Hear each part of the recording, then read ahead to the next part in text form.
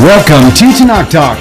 I'm your host, William Hall, broadcasting live out of Kingsland, Texas, USA, with another episode of Torah Talk, Weekly Parsha. This week being presented to you by Ira Michelson from the Holy Land with Parshat Nitzavim. Ira, thank you. Such exciting. We're pulling this thing off, defying the odds. Man, good to see you. How are you doing so far this week? It's been... Just this afternoon. Well, say that again. I didn't have you up, sorry.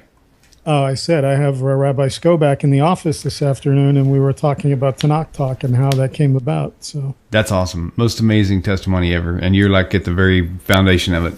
He said, I hear that all the time. It's like, we were actually talking about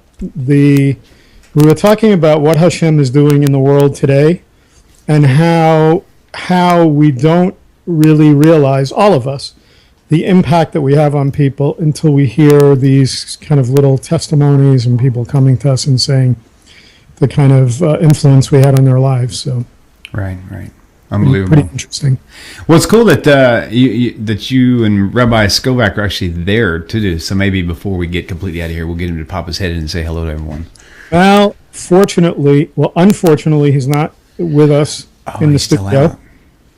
He is, but fortunately, he's actually was contacted by a Messianic Jew here in Israel that asked to speak to him. So he is literally downstairs speaking to the gentleman right now. That is exciting. God willing, he will speak words of truth, and we will see another neshama, another one of the holy sparks elevated. Yes, indeed. So how did all this come to play? Do you know? I don't. I know. He's been here. He's here for the whole month of September in Eretz Yisrael, okay. And I just know that the person was living in the U.S. at one point. He's Israeli, actually. Okay. Which is why he was able to come back here. But he was living in the U.S. as an Israeli, and I believe he got married and moved back to Israel and was involved in the movement back in the U.S. and I guess here as well.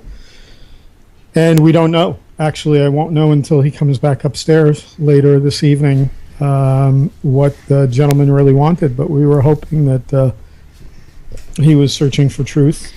Well, if I know Ira and even you well enough, I would say that that's what it seems like, because it's it doesn't seem to be your tactic or Rabbi's to engage in arguments. No. So, which means he's definitely asking some really good questions to keep Rabbi that long. That's good. Yeah, typically when somebody, I'm sorry about the siren. That's okay. Typically when you hear somebody reaching out to Rabbi Skobak or Rabbi Singer or myself or many of the people that do the similar work, typically it's because they are on a search, and that's the thing. We're not. Often people say to me, well, how come you don't reach out to them? Or I've had people contact me and say, would you please call so-and-so? Would you call my sister-in-law or my brother or whatever? And I said, no, I don't do that. Right. And he said, well, how come? I said, because if I do that, then I become the same as the people that I'm battling, in essence, spiritual predators. If we become spiritual predators, then we're no different than they are. Mm-hmm. So typically we wait until people are ready to talk to us, and then they usually come to us, and that's the way it should be. Cool. Hey, before we get kicked off, just because of what we're talking about now, it kind of reminded me of a message I got earlier from someone. Before we get on to Nitzavim, the Torah Parsha, do you have any knowledge about Jonathan Kahn and about what he's doing? I do. Can you comment a little bit? Apparently there was something that showed up this last week because of some stuff that was in New York. But anyway, supposedly he's been on the news for some reason regarding probably some fulfilled prophecy or something that he's calling out, I'm guessing. I don't know. I mean, he became kind of, how do I say this without speaking Lashon Hara?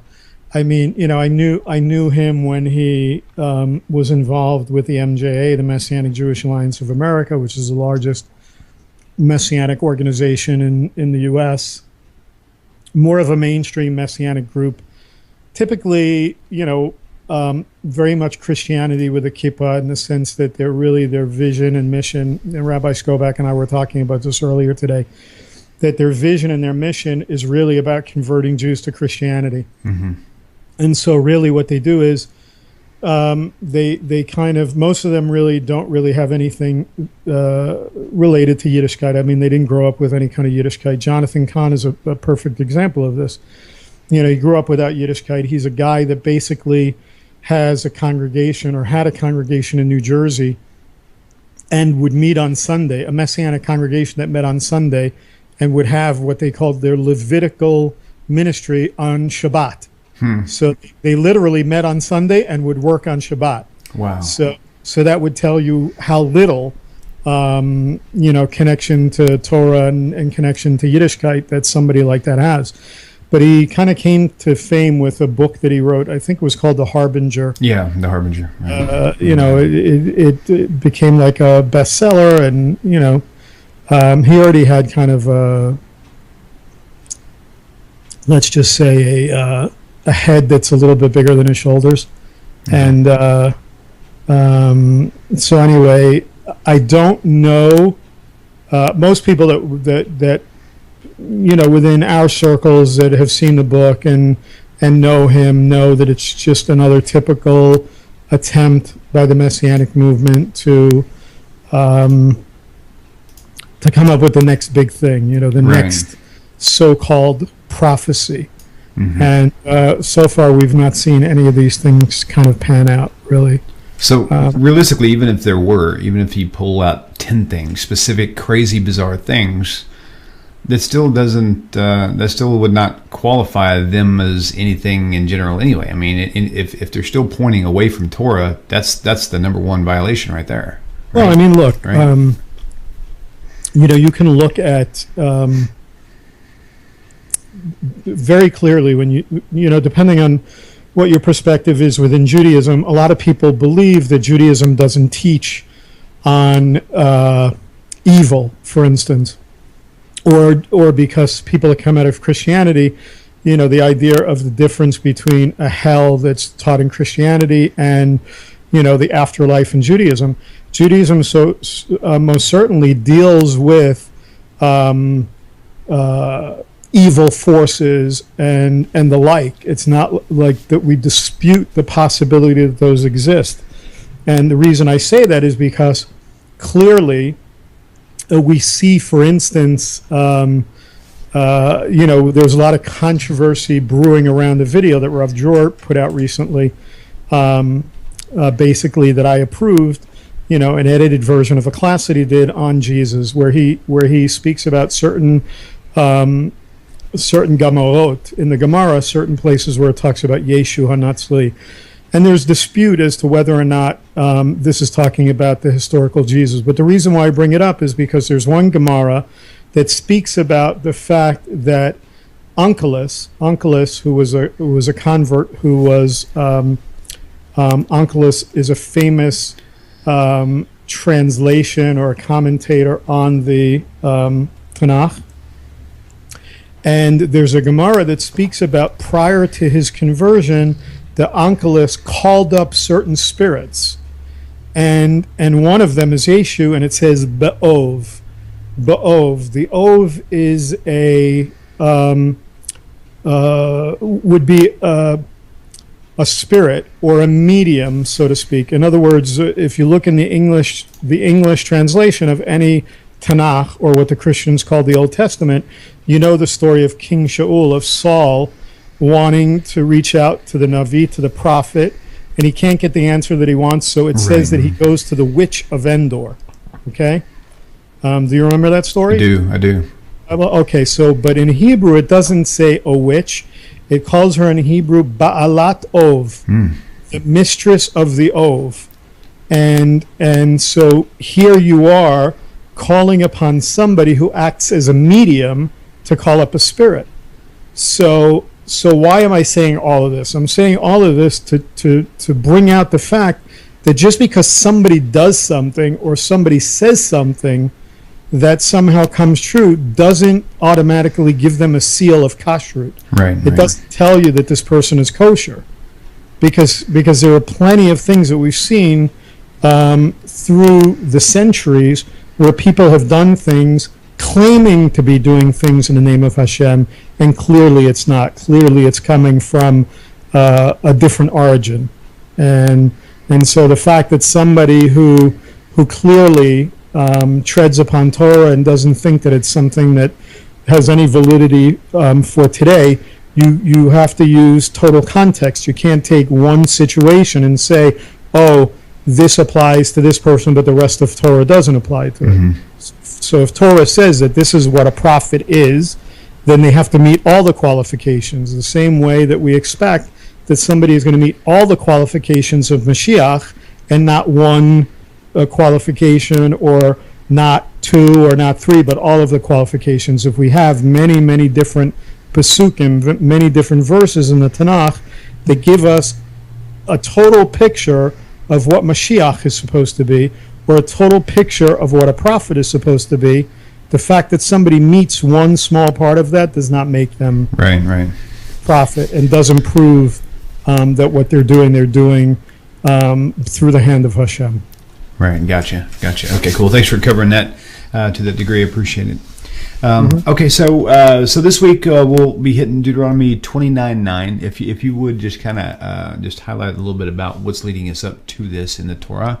I'm going to pull this up on the screen now while you. Sure. So we were in. So actually, I'm going to first kind of give you a little rundown of Kitavo, which was last week's Torah portion. Okay, perfect. And then I'm probably going to read a couple of verses towards the end because I think it's significant as it relates to when we get into Nitzavim. Okay.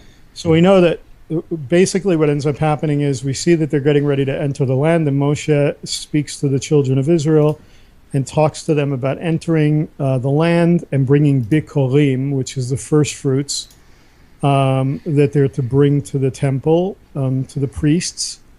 And then it goes on and speaks about the maaser, or the tithes given to the Levites and to the poor. And it goes into then detailed instructions on how to proclaim the blessings and the curses that we see on the two mountains, Mount Gerizim and Mount Eval, which was spoken in Parsha Re'eh.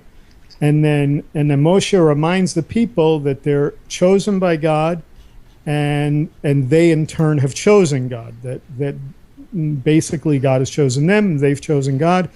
And then towards the end we see what's called in Kitavo the Tochacha, or the rebuke, where Hashem, after giving all the listing of blessings and what the reward will be for keeping the laws of Torah, the Moshe Rabbeinu, Moshe our teacher, then gives a long, very harsh account of the terrible things and illnesses and famine and poverty and exile that will befall Israel if they abandon Hashem and they abandon Hashem's commandments.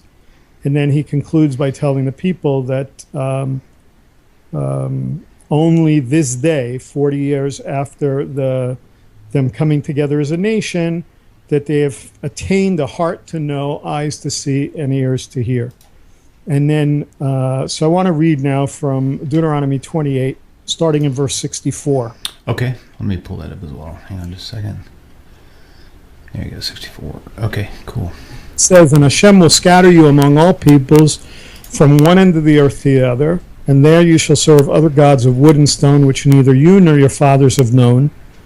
And among these nations you shall find no respite, and there shall be no resting place for the sole of your foot. But Hashem will give you there a trembling heart and failing eyes and a languishing soul. Your life shall hang in doubt before you. Night and day you shall be in dread and have no assurance of life.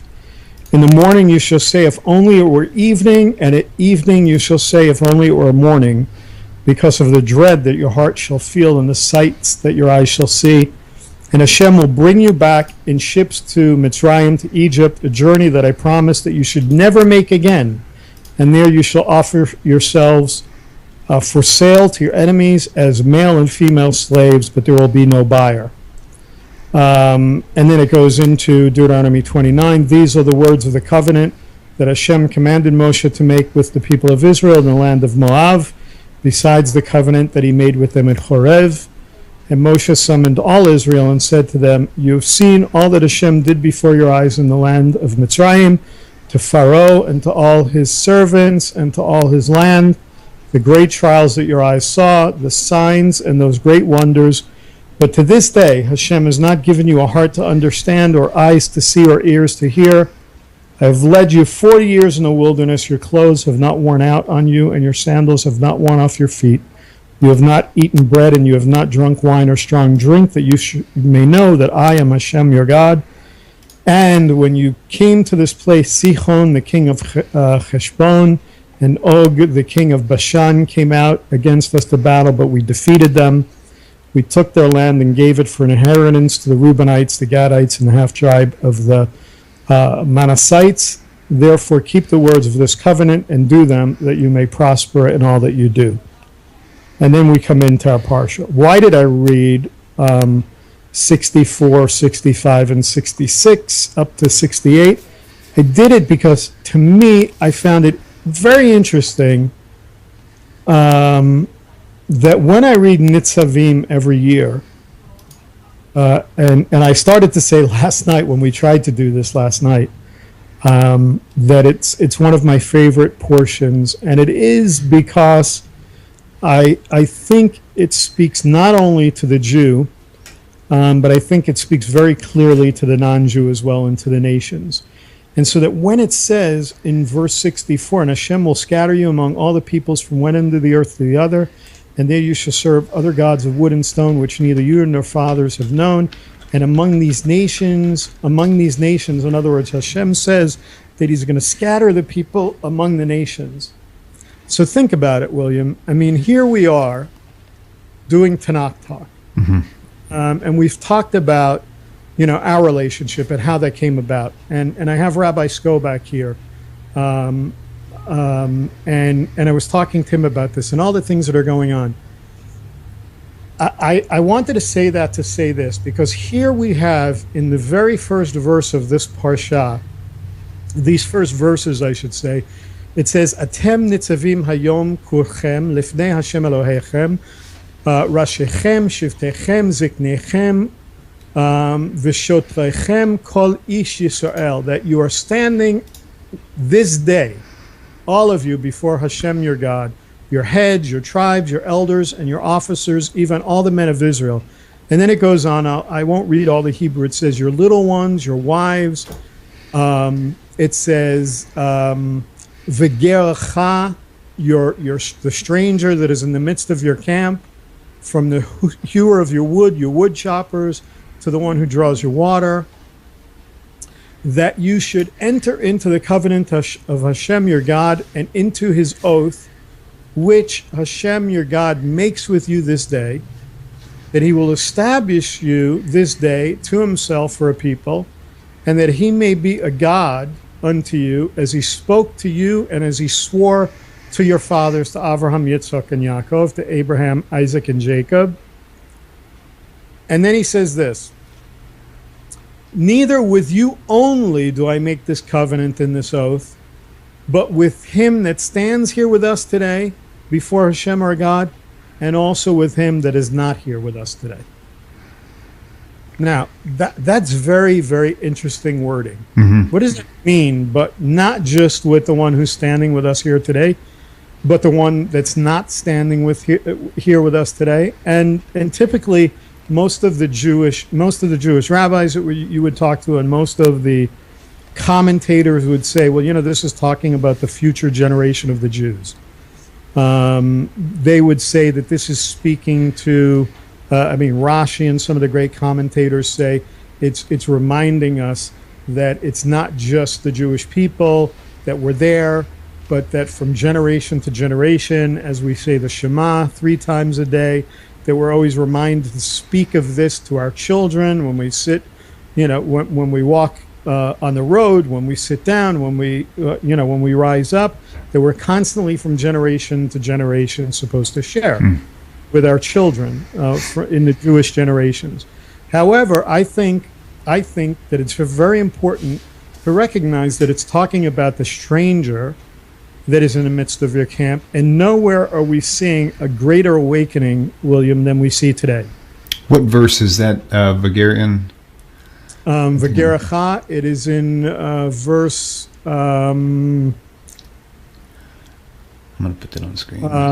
Verse 10, where it says, Tafchem nishechem v'gerecha asher bekarev machanecha. So it's basically saying, your little ones, your wives, v'gerecha asher bekarev machanecha, and the stranger that is in the midst of your camp, or close to your camp, bekarev machanecha. So realistically, V'ger is probably a better term to use than Noahide, I'm assuming at this point. Well, I mean, look, there's some dispute today as it relates to language. There's no question that over and over and over through the Tanakh, we see times where the word ger is used. And we know that there are times where the ger is spoken of as not a convert, but ger is spoken of as a non-Jewish, non-idolater. What do I mean by that? I mean that this is somebody who is sojourning within the midst of Israel, but recognizes the one true God. Is not an idolater, doesn't recognize other gods. So the reason why I'm connecting this is because isn't it interesting that it starts off talking about that there will be people that stood at Har Sinai that would be scattered amongst the nations. So can I say with 100% certainty that what I'm saying is true? No, I'm not saying that I'm 100% certain. But what I'm saying is it's clear that not everybody that stood at Har Sinai shared these things from generation to generation. We know that there are people that assimilated into other cultures, and we know that Bnei Israel did not follow Hashem the way they should have, and there were people that were scattered into other nations and assimilated. But I would make the argument that there are people today that are waking up, and the reason why they're waking up is because they do have a neshama that existed and started at Har Sinai, and so, you know, I was listening to one of my favorites the other day, Reb Shlomo Karlibach, and he was speaking about Nitzavim and the idea of the word in the first verse. And I'm going to come back to what we're talking about in a minute, but I want to make another connection here. You know, when it says Atem Nitzavim Hayom Kulchem, that you're standing all, that word all, Kulchem, that so Reb Shlomo says that all there relates to the Chag that we're getting ready to observe, the festival of Rosh Hashanah and the Yom Kippur, the Chagim. We have Rosh Hashanah, and 10 days after Rosh Hashanah, we have Yom Kippur. Some people call it Yom Teruah, the day of trumpets, and some people call it Rosh Hashanah, the head of the year or the new year, and then Yom Kippur, the Day of Atonement. So the connection is the Parshat Nitzavim is always read on the Shabbat before Rosh Hashanah. So we're getting ready. We will be reading this Parsha Nitzavim on Shabbat coming up, and then on Sunday night at sundown starts Rosh Hashanah. And this Shabbat was explained by the Baal Shem Tov that Hashem himself blesses the month of Tishrei, which is the Hebrew month that we come into, the first of Tishrei, instead of us, that he actually blesses the month. And we see that the first verse of this Parsha, it says, you're standing this day before Hashem your God. And as I said, the leaders of your tribes, your elders, your officers, every man, so forth. And it says Hayom. So it's Kulchem, all. And the reason he says that it's all, Reb Shlomo says all, because on Rosh Hashanah, he says that we're standing there, all of us, as a nation, that all of us are standing there together on this day of judgment, but that on Yom Kippur, that it's an individual thing. That on Rosh Hashanah, we're not dealing with the details of our life, we're dealing with the all. And then on Yom Kippur, it's when we stand as individuals before Hashem hoping that for another year that we're inscribed for a good year. And when we talk about the Baal Shem Tov, talking about this day, I think that there's another very interesting thing about this. Why is that the idea that it says Hayom, this day, important, and that we see that in Nitzavim? It's because there are commentaries that would tell you that when it says Hayom there in Nitzavim, that it's talking about Rosh Hashanah. And what do they use as a proof text for this? Of all things, you would never imagine. It's from the book of Eov, from the book of Job. Because in the book of Job, it says, starting off in the English, it says, there was a man in the land of Uz, whose name was Eov, whose name was Job, and that man was wholehearted and upright, and one that feared Hashem and shunned evil.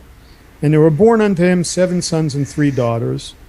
So it goes on, his possessions were 7,000 sheep, and it goes into all of the things he owns. And he was the greatest of the men of the East.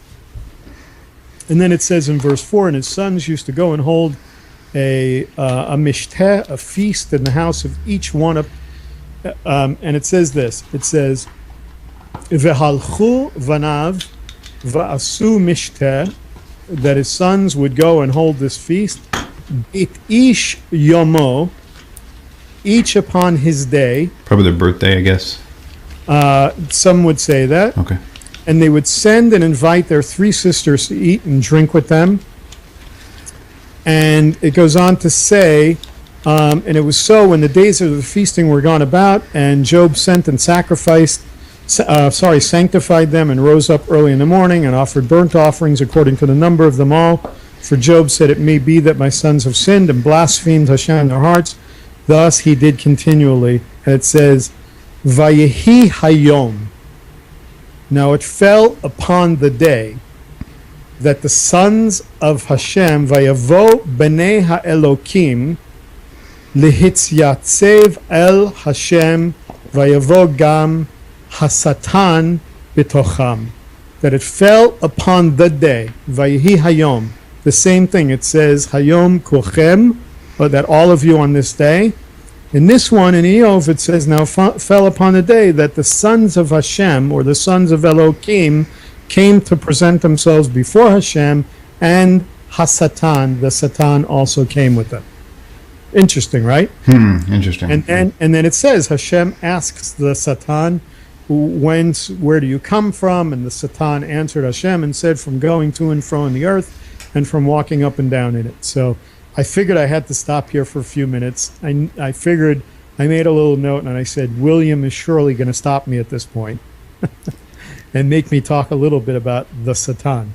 Actually, I was pondering that idea while you're taking a sip. A lot of people don't know that, and of course I may be wrong too, that that Job chronologically would have really been the first book in the Bible. And he also was a contemporary of Moshe Rabbeinu, according to the Midrash. Yeah, there are actually some that would say that Moshe Rabbeinu actually wrote the book. Nice. Of Eov. Wow. And I will go into a little bit about that here in a few minutes. So now you've got to get on to Hasatan. For sure. So here we have the sages. So of course we have, okay. So we have the sages teach that the day spoken of in Eov is also Rosh Hashanah when it says Hayom. That it was actually Rosh Hashanah. Why? Because it says B'nei Elohim, the sons of Elohim. In other words, this is the day that the Malachim, the angels, are charged with presenting the merits and faults of everyone before the divine court. But it's interesting that it kind of separates out B'nai Elohim, and then there's the Satan, which is the adversary. And within Judaism, totally different concept. Obviously, we're not talking about the guy with the horns and the tail and the pitchfork and the red cape of Christianity, but we're talking about sort of an obstacle depending on your perspective. and it describes the Satan as having come along, so to speak, that he comes along as the accuser in the heavenly court. And so I want to touch on a couple of things that some of the Jewish commentators speak about. Rambam is of the opinion that the Satan is not part of the Bnei Elohim, and that's why he's spoken of separately. That he comes along, but he's not part of them. Okay? He views him as a physical force, or as the physical force that drags man downward, as opposed to the spirituality of man, which is described as Bnei Elohim, which alone has the right to stand before Hashem. So Rambam's position is physical force of the Satan versus the spiritual force of Bnei Elohim. And then you have other sages that see the Satan as the cause and source of suffering in the world. And then there's Reish Lakish. This was Rabbi Shimon ben Lakish, who's one of the Amoraim, comes around 3rd century, around 200 CE, around that era. Better known by his nickname of Reish Lakish. And he's really something of an anomaly among the giants of Torah. He really was a giant in Torah. And you know why he's an anomaly? Because he was like a deadbeat like us. Wow, really? It was actually supposedly to have been, in his early youth, a bandit and a gladiator. Unbelievable. Yeah, and so Reish Lakish was regarded as one of the most prominent, Amoraim of his generation. Now, question real quick. You made me think of something.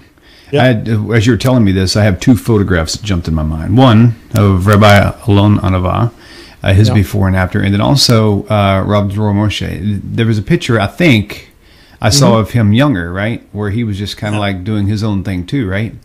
Yeah. So Rav Dror was a lifeguard and what we call here in Israel Chiloni, a secular Jew. Grew up with nothing Jewish, didn't know anything about Judaism. As a matter of fact, when he became religious and he decided to keep Shabbat, this is something he said himself, so I'm not speaking out of turn here. But basically, when he went to his parents, they said, we would have preferred that you come home and tell us you were gay than you were becoming religious. Wow. Yeah. So he very tattoos, Wow, that's huge. Living the life, nightclubs, the whole thing. And of course, you see an incredible change in him as a Baal Tshuva, and Rabbi Alon Anava, the same thing. Mm-hmm. You've had him on. We've had Rabbi Alon on the show. He's now living in the city that I used to live in Tzfat. He and I actually spoke. He had asked me to help him find a place when he was moving back to Eretz Yisrael. So, wow. Yeah, so we see this all the time. So you can imagine, here's this giant of Torah who is said to be a bandit and a gladiator in his younger life. We see that with a lot of people, Rabbi Akiva, all of these. We have some great Torah giants that were just, not typically, the from birth Orthodox Jews that lived their whole life as Orthodox Jews, like people would suppose. I mean, there are many people that look at me that don't know what my past was like, and they just figure, oh, he's just another typical Orthodox Jew. What does he know? And if you want to know what he was like, at least part of it anyway, go back to Tenak Talk Testimonies. I've got him captured for part of the story. I'm sure he left out a lot, though. Yeah. So Reish Lakish is actually the one that taught that the Satan is the Yetzer Hara, the evil inclination that incites man to sin. He called him the Yetzer Hara and the Malach HaMavet, the angel of death. So you might say that even though we might agree with, say, Rambam, who talked about this kind of differentiating between the physical force of the Hasatan and the spirituality of Bnei Elohim, that the Satan and Bnei Elohim are malachim, that they're all messengers or angels. Some people call them angels, but messengers of God. And the Satan is this Yetzer Hara and the Malach HaMavet, the angel of death. But what we come to conclude from this is that they are means and not ends of the divine plan of Hashem. In other words, that Hashem uses this but it's not.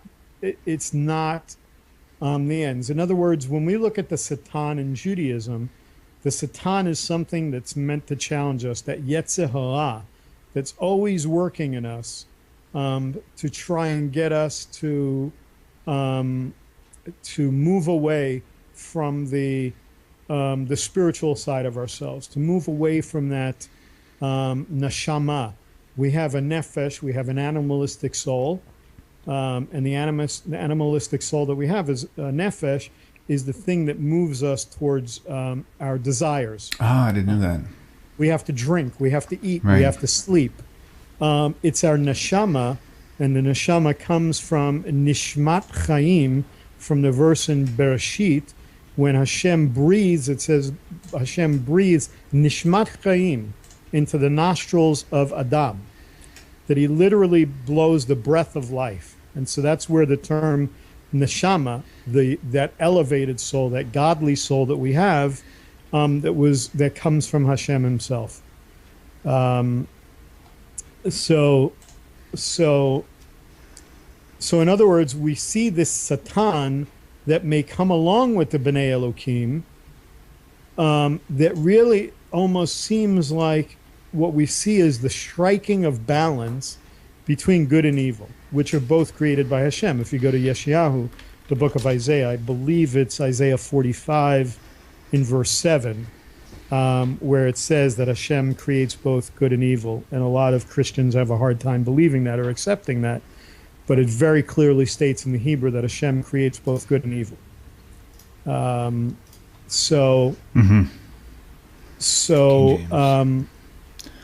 he goes. It says, I form the light and I create darkness. I make peace. I create evil. I, the Lord, do all of these things. Right. So we have to keep in mind, and that's why when we're talking about the concept of the Satan, if we know that Hashem says what he says there in Isaiah 45:7, we know that it's impossible for anything to be created that wasn't created by God. So there can't be evil in the world unless it came from the hand of Hashem. Mm-hmm. Okay? So we know that. There's nothing that can be created. There also could be nothing that could be created that can be in opposition to Hashem or equal to Hashem, that he doesn't allow. So this idea that there could be an entity that's at war with Hashem or that could rebel against Hashem is logically, physically, spiritually, linguistically, and biblically impossible. It's just impossible to imagine that Hashem, who created these malachim, to have created them other than the way he created them. And I can assure you that based on what we know in the sources, the only created beings that received free will are human beings. The only people that receive free will are me and you. Malachim, angels or messengers of God, are not given free will. They can only do what they do by the word of Hashem. And this is why when Hashem says to the Satan, where are you coming from? He's basically saying to him, you've only been able to do and go and say and do based on what I tell you. He could not have touched Eov, he could not have touched Job without Hashem giving him the ability to. Right. So this idea that somehow there could be an entity that's at war or at enmity with God is totally outside of the realm of Judaism, outside of the realm of the Bible. So I thought it was really important to touch on that. Yeah, I think so too. Yeah. I'm So the question goes back to this idea of why I'm trying to connect Job with Rosh Hashanah. And so there's a tradition that the answer is, and this is where Moshe Rabbeinu comes in again, is that Moshe wrote 3 books. There's a tradition that Moshe wrote 3 things: the Torah, Eov, the book of Job, and the description of Bilam's prophecies in the Torah. Wow. And that those 3 books correspond to three possible states of a human being. The tzaddik, the person who's righteous, the bein oni, the person who's intermediate, and the wicked, the person who's the rasha. And why is that? Because on Rosh Hashanah, this is what we learn in Judaism, that there are three books that are opened by Hashem. There's the book of the righteous, there's the book of the intermediaries, and there's the book of the wicked. And that those individuals who are found to be righteous are immediately signed and sealed for a good year. Those who are the rasha, the wicked, are immediately signed and sealed for a year of punishment. But the intermediaries remain in review until Yom Kippur, when they are then signed per the final outcome of them standing before the divine court that we see set up in Eov, in the book of Job, when the Bnei Elokim and the Satan come before the divine court. So that's where the connection is with Rosh Hashanah and Eov. And then we see in the Zohar, HaKadosh, in the Holy Zohar, which is Kabbalah, that it actually says that the Holy One, blessed is He, literally showed Adam every generation and its scholars according to the souls that would later come. So here we see kind of a little bit of a connection from the Zohar on this idea of Nitzavim, that it's not just those who are standing here today, but those who are not standing here today, because it goes on in the Zohar to say, all of them stood before the Holy One, blessed is He, as they would later appear in this world, also at Har Sinai, with the respect to who are not here. In other words, it means that all those souls that were yet to be created were there at Har Sinai as they would eventually come to exist. But why does it say who are not here if they were in fact there? It says it could be that they were there but not with them, meaning that they could not see them. Oh, right. But why could they not see them as Adam did? Because they saw on a higher level than this, as it says, face to face God spoke with you, from Deuteronomy 5:4. This is really deep stuff, but I want to try and explain. Okay.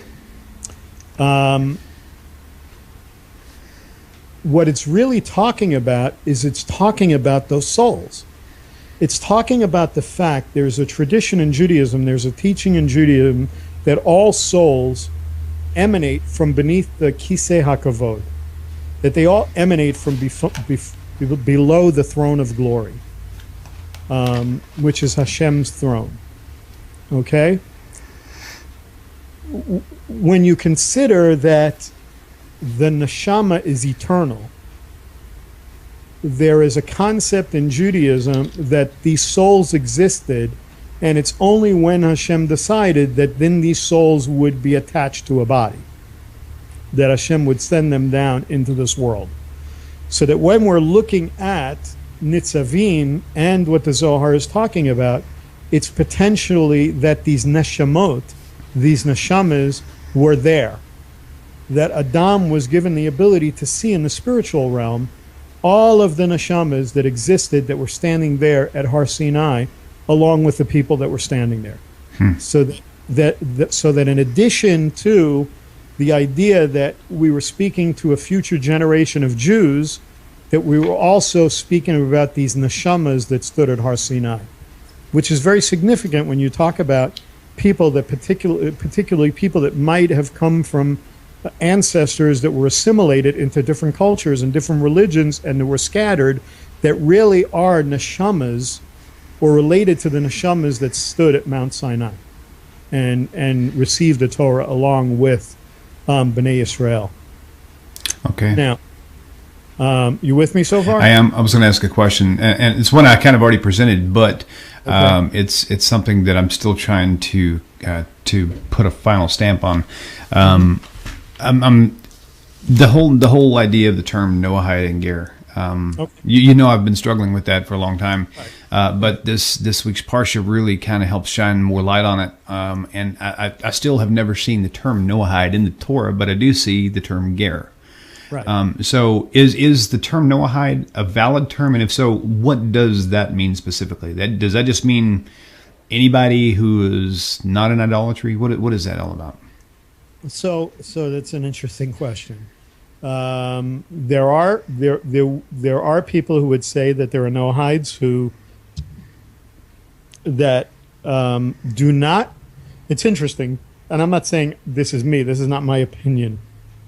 I'm giving you what I've heard. Okay. There are those who teach much more deeply on the subject than I do, that would say that there are people who would identify themselves as Noahides that keep the 7 Noahide laws or the laws, what we would call moral laws, that don't really recognize Hashem. And then there are those that would call themselves B'nai Noach, children of Noah, that do keep the Sheva Mitzvot, the 7 laws of Noach, that do recognize Hashem. I would say, for me right now, in this idea of ger, there are people today that are identifying themselves with that word. The only thing that I think that we have to be careful of is when we get into the more detailed explanations of like ger toshav. It really is not possible in today's world, based on what we know in the sources in Judaism, for there to be legitimately a ger toshav. Now, bear with me. I would say that there could be philosophically a ger toshav. Meaning one who dwells in the land, right? Right. So in other words, somebody who dwells with the nation of Israel. When I say philosophical, I'm saying there can't be ger toshav. Why? Because we know that Rambam says that there can't be ger toshav without the yovel. And there are many other sources that say a ger toshav literally would have to be somebody who lives within the land, somebody who recognizes Hashem, somebody who takes on the mitzvot and, takes on those mitzvot before witnesses and so forth. So we don't have, in other words, you don't have a body, you don't have a Sanhedrin, you don't have a Rabbanut, leadership of Israel saying that we're willing to give somebody the designation of ger toshav. Oh, right. So it's just not validated per se. Right. So what I'm saying is, from a philosophical standpoint, if you're a person who has come out of idolatry and you're saying to yourself, look, and the hardest thing is for people who have been in the Messianic movement or have been in the Hebrew roots movement, because they kind of attached themselves in a way to Torah. They felt they were keeping things in a correct way, even though they know now that they weren't. In their mind, I was keeping Shabbat, I was keeping biblically kosher, whatever that means. I'm still trying to figure out what that means. People think that because I didn't eat shellfish and I didn't eat pork, that I was keeping kosher. No, right. Even the Karaites who don't believe in the oral Torah will tell you that the Torah specifically talks about the proper way in which to shecht an animal, in which to slaughter an animal, and to remove the blood from an animal. So even they will only eat what's kosher. So I think that's important for people to know that. So when I say this idea of philosophically, you have these people who thought that they were keeping kosher, they thought they were keeping Shabbat, and now they come out and they leave Christianity or whatever structure, religious structure they're in, and they say to the Jewish people, "Oh, we want to do this and we want to do that," and there are people that say to them, "Oh no, that's not for you. Nice non-Jew, go away. It's not for you." I'm saying that's not the right answer, and that we can say to somebody, we do have sources that do say that person who has given up idolatry, who has walked away from idolatry, who has said, "I recognize Hashem as the one true God," that this person can take on more than the Sheva Mitzvot. There are commentators that say that the Sheva Mitzvot can be considered categories, and under those categories there are mitzvot that they can keep. There are commentators that would say that you can keep more mitzvot, but you shouldn't be keeping the mitzvot like a Jew, right? Or that you shouldn't be keeping the mitzvot for merit. You should be doing it simply because you want to please your Creator. And I can tell you, William, that people like yourself and other people that I know that want to identify themselves in this way would never in a million years say to me, "Oh, I want to keep Shabbat because I want a reward." Right. No, right. Every one of the people that I speak to, including you, I could speak for you. I know you enough to say that if I said to you, William, why do you want to keep Shabbat? You would say 100%, I want to keep Shabbat because I love Hashem and I want to please Him. Absolutely. Period. And so I don't have a problem with either one. I don't have a problem with a person that says, hey, I'm totally satisfied being B'nai Noach. I'm totally satisfied with the Sheva Mitzvot. But I'm also totally satisfied with the person that says, hey, you know what? I know that I can't really say that I'm Ger Toshav, but I don't identify with B'nai Noach, and I know that there's nothing in there, and I know that it talks about Ger in the Tanakh, and I want to identify myself as Ger, and I want to keep more of the mitzvot.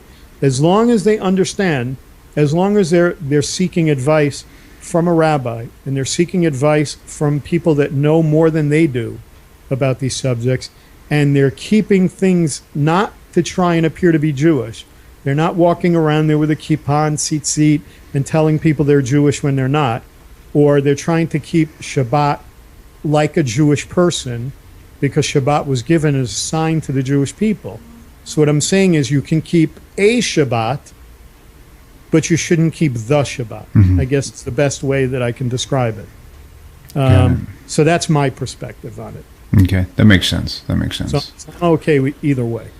But I will say this, and I want to say it's very important out there, that especially when we're getting ready to stand before Hashem, all of us, again, Hayom Kulchem, all of us this day standing before Hashem. And I'm trying to make the argument that it's all of us, William, that it's not just the Jewish people.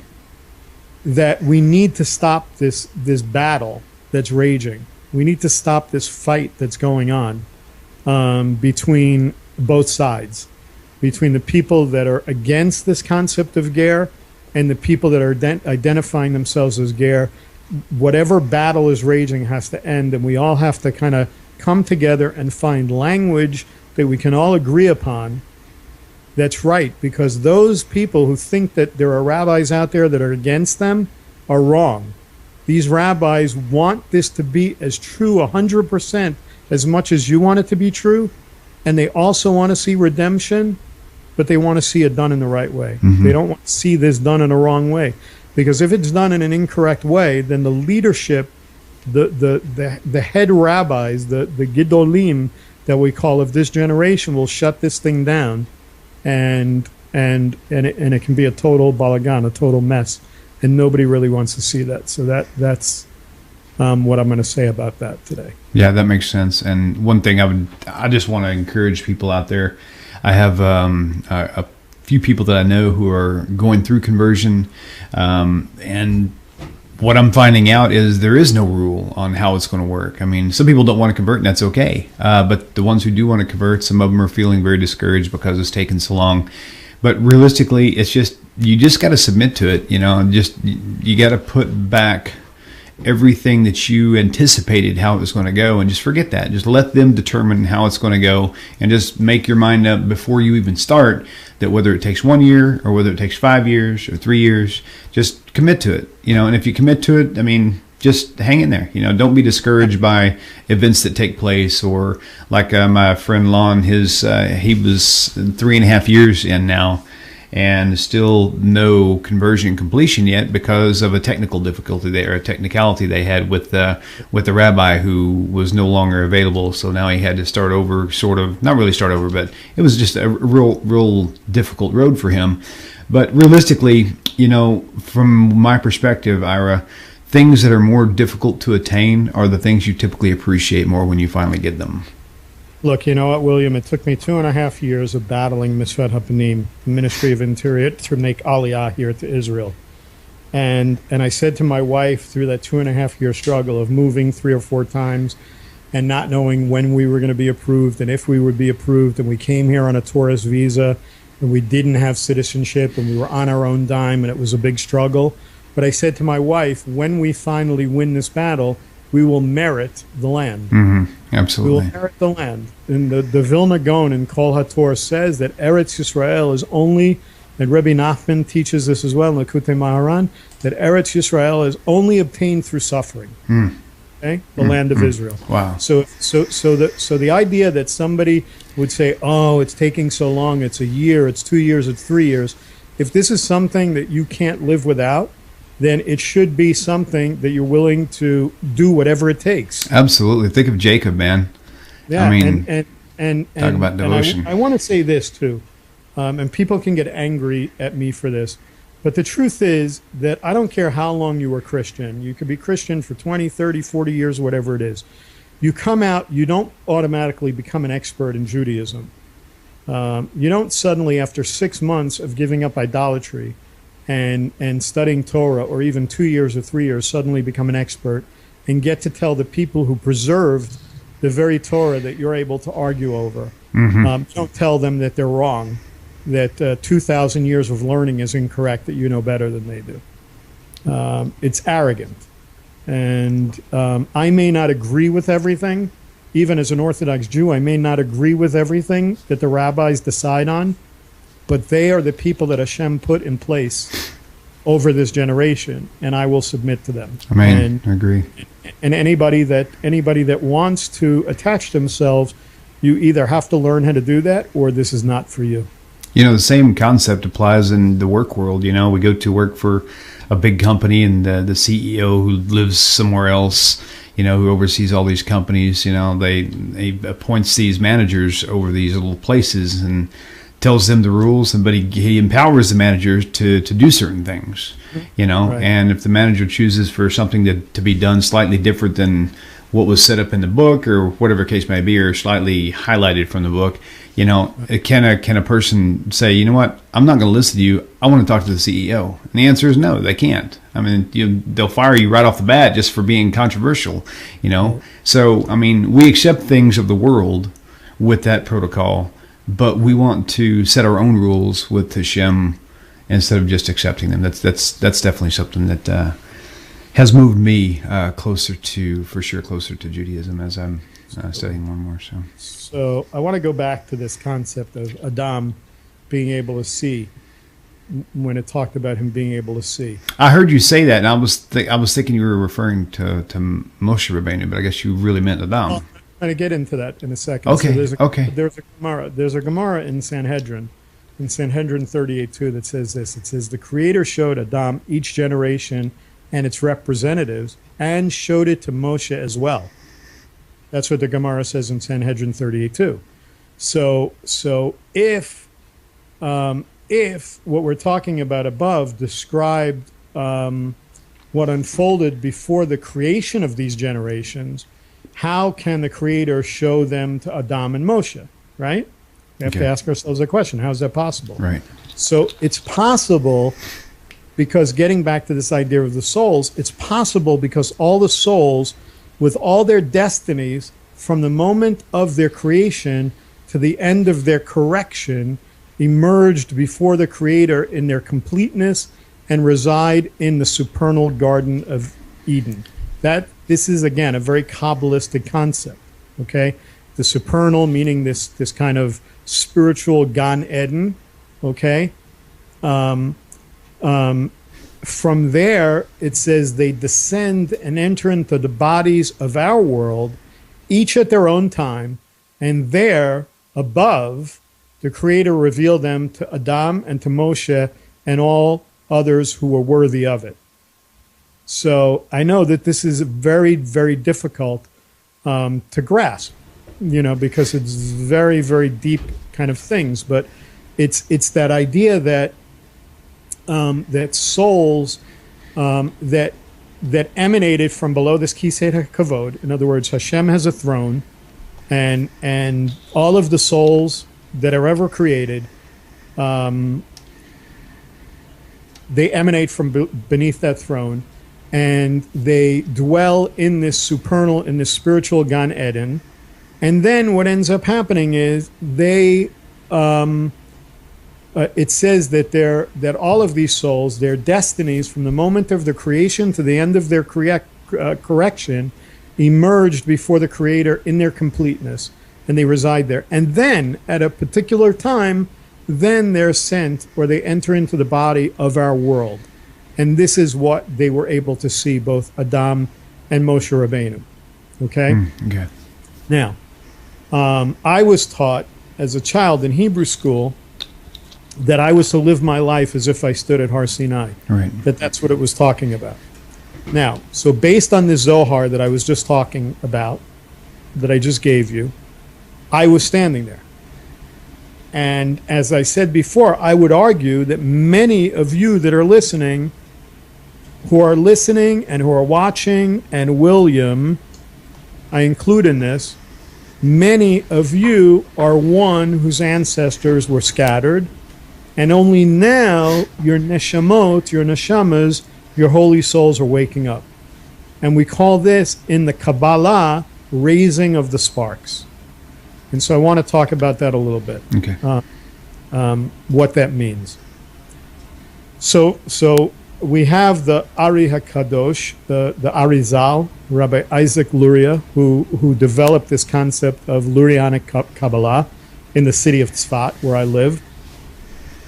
And we have this concept of the Ein Sof, the Ein Sof. The Ein Sof is the infinite.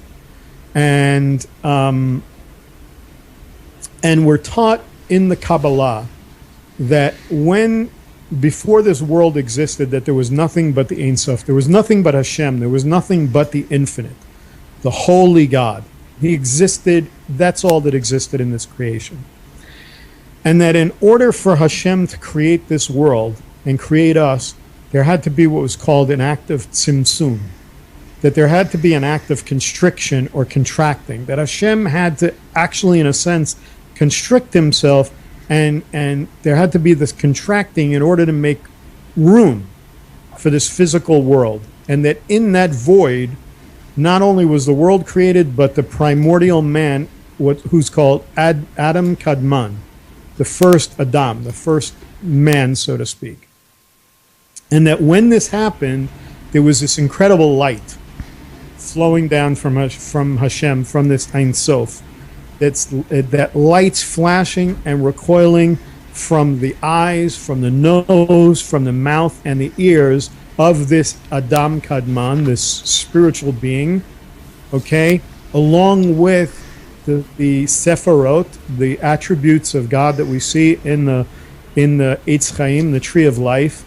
There are all these things starting with the Ein Sof, the infinite, and then we see Keter, crown, Chokhmah, Binah, wisdom, understanding, Da'at, knowledge. We see Chesed, Gevurah, loving kindness and strength, Hod, Netzach, Malchut, all these different things. People can look them up, all of them. And also the 22 holy letters, the 22 letters of the alphabet were all used as kind of building blocks for creation. We even see this in the book of Mishlei, in the book of Proverbs. This is why in the book of Proverbs, in the book of Mishlei, chapter 8, it talks about that in Judaism we're taught that it's by and through the Torah that the world was created. And it's supported, the rabbis support this by the Torah being in Mishlei chapter 8. It says, I was by and beside him as a master craftsman. That it's speaking about these 22 letters, the holy Torah that was used. Now, these lights first formed, all these lights that were coming down, formed vessels, what we call kelim in Hebrew, that were to contain these emanations of light that were coming down from the Ein Sof, from the infinite. The problem was that this light was so powerful that the vessels could not contain these emanations, and there was a cosmic catastrophe, not like the Big Bang Theory, that we learn about in the physicality, but there was kind of a spiritual Big Bang, let's say, that was called the breaking of the vessels, Shevarat HaKelim, that these vessels shattered, okay? That these letters, which had been initially assembled into meaningful groups, became a babble of nonsense, that these kelim broke apart, these vessels shattered, and that this rupture that took place in the universe created a separation, that there was this big split that took place, and these broken vessels tumbled down through this void that had been produced, through this tzimtzum, through this contraction, and that what it did was it trapped within it these sparks.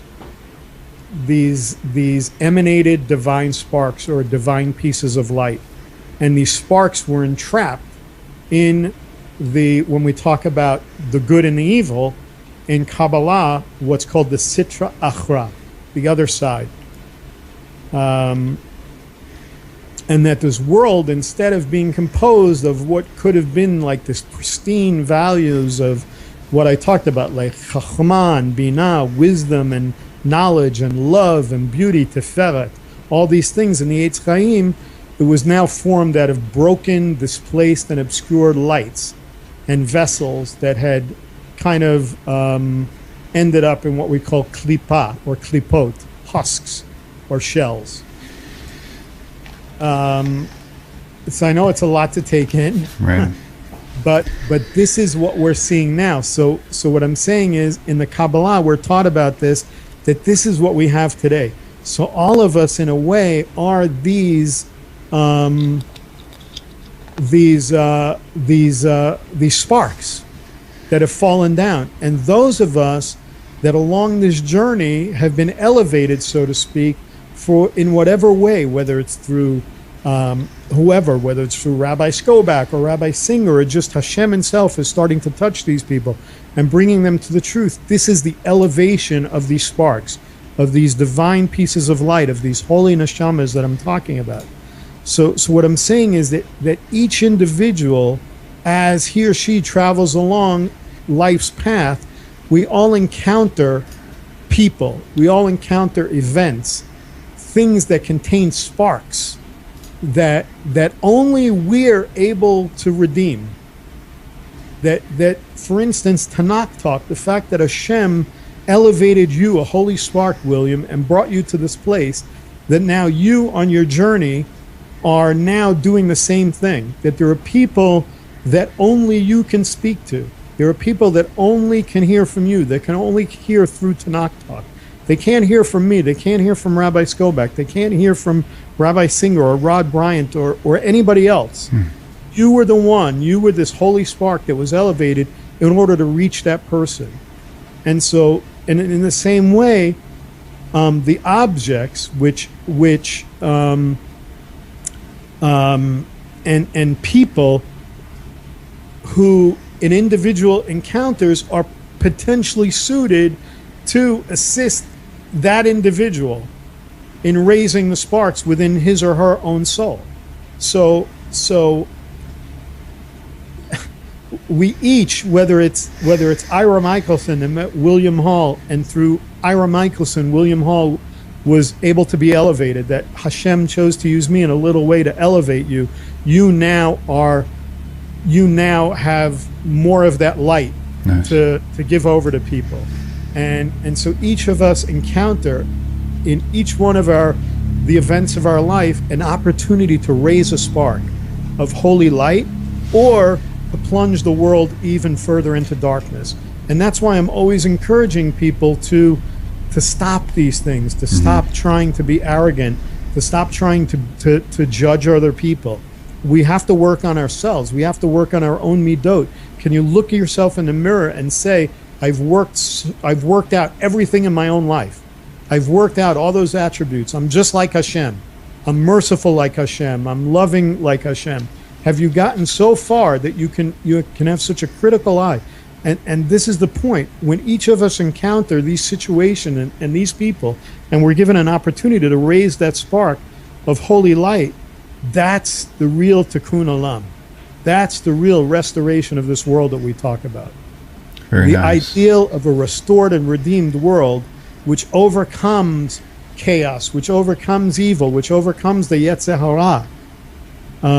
It kind of gives meaning to something that seems senseless to other people, and so for the Ari, for the holy Ari, for Rabbi Isaac Luria, he saw this divinity. That the Ein Sof is not simply the origin of the world, but it's rather identified in its entirety as a system that includes Hashem, the world, and humanity. That the Ein Sof is completed only through the restorative acts of humankind. That, in other words, we're partners with Hashem in the restoration of this world, in the restoration of humankind, in the restoration of this world. And I'm going to close with this. The Kotzker Rebbe noticed that the letters that I spoke in the very first verse, when it says Atem, you, Atem, Nitzavim, Kulchem Hayom, we're all standing here this day, said that when you look at that, when you look at Atem, Aleph Tov Mem, that it's the same as Emet. It's the same as truth. Nice. And the truth is what enables you to stand. It's the opposite of falsehood. It's the opposite of, in Hebrew, what we say, sheker, which is, lie. Right. Made up of another 3 letters, Shin, Kof, Resh, each of which is written without a base. They have no base. So, in other words, sheker, falsehood, has no legs to stand on. Oh, that's awesome. Lo raglaim, that falsehood has no feet to stand on. That the Hebrew writer said, when falsehood saw that he had no feet, he made himself wings.